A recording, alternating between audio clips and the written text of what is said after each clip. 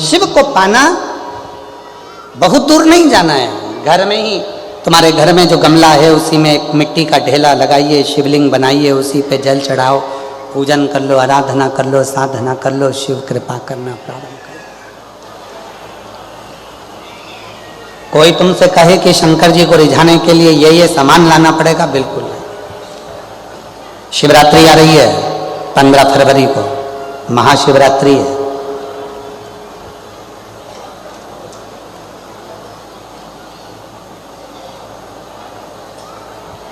कितना भी विशाल रोग है शरीर में, कितना भी, भले डॉक्टर जवाब दे दिए कि ये रोग, और हमने फिर निवेदन करेंगे डॉक्टर शिव का रूप है, हम डॉक्टर को शंकर कहते हैं। शरीर में रोग हो तो सबसे पहले डॉक्टर के पास जाओ, क्योंकि डॉक्टर शंकर का एक रूप माना गया, महामृत्युंजय का स्वरूप डॉक्टर को मानते हैं।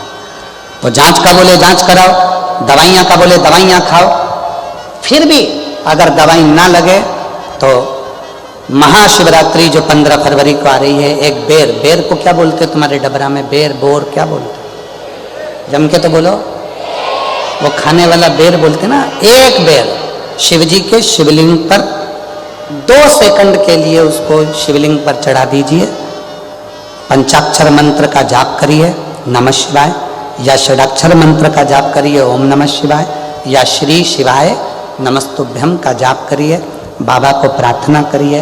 बाबा, सुना है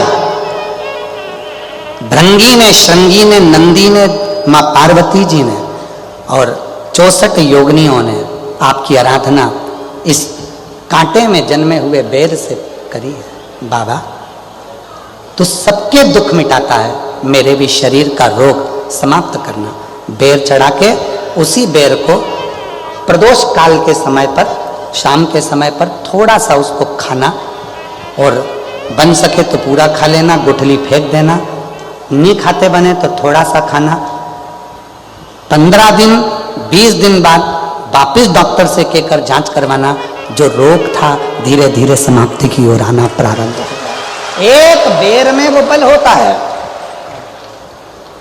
एक बेर में वो फल होता है, वो बल होता है कि महाशिवरात्रि के दिन उस बेर की इतनी महत्वता हो जाती है, इतनी महत्व।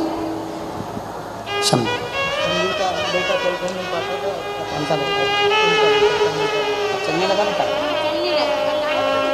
अच्छा, आप ही का बेटा है जो चल नहीं सकता था, बोल नहीं सकता था, हाथ पैर नहीं हिला सकता था, माइंड से विकलांग था।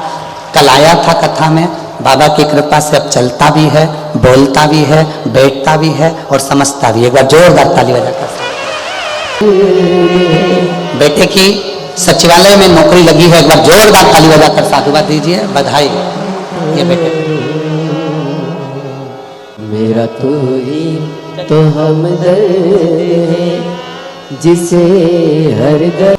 पार्थिव शिवलिंग का पूजन कलियुग में सुख प्रदान करता है, सुख।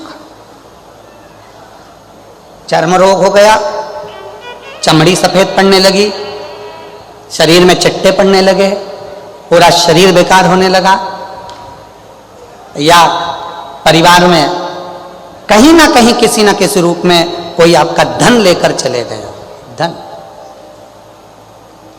नहीं दे रहा, बहुत प्रयास कर लिया, खा गया, कहीं चले गया, नहीं दे रहा। गेहूं की एक बाली भगवान देव अधिदेव महादेव को महाशिवरात्रि के दिन समर्पित करिए। उसी बाली को अगर धन लेकर कोई व्यक्ति, बाली का एक नियम है, बाली देखिए आप लोगों ने गेहूं की बाली का नियम है, कपड़े में अगर उसको डाला जाता है तो वो बाली उल्टी चलती है, ऊपर की ओर चढ़ती है।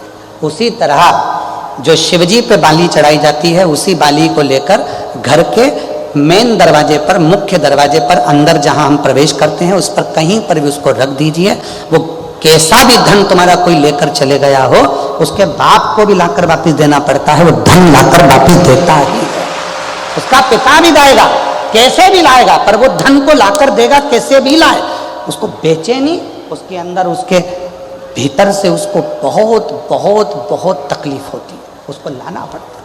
वो बाली वापिस खींच कर ले, उसके पिता को भी ला कर दूंगा। गए हुई संपदा, वैभव, धन, महाराज एक बाली शिव को समर्पित करी जाए।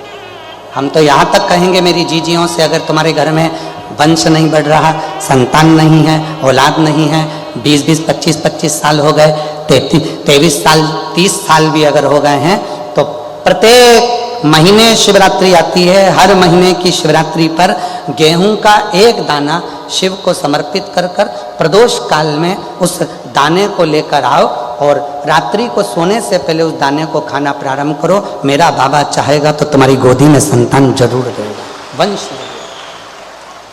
शिव की उदारता, शंकर की कृपा, शिव की उदारता, शंकर की भक्ति, अविरल भक्ति हमें सुख देती, आनंद देती।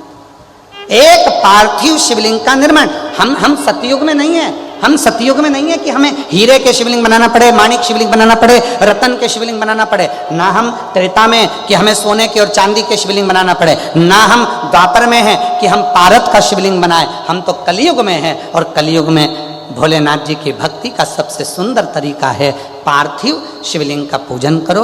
यदि पार्थिव नहीं भी बना सकते तो एक लोटा जल लेकर शिव जी के मंदिर में जाकर बाबा देवाधिदेव महादेव को जल चढ़ाना प्रारंभ करो। मेरा देवाधिदेव महादेव सुख प्रदान करना प्रारंभ कर देता है। एक लोटा जल सारी समस्या का, एक लोटा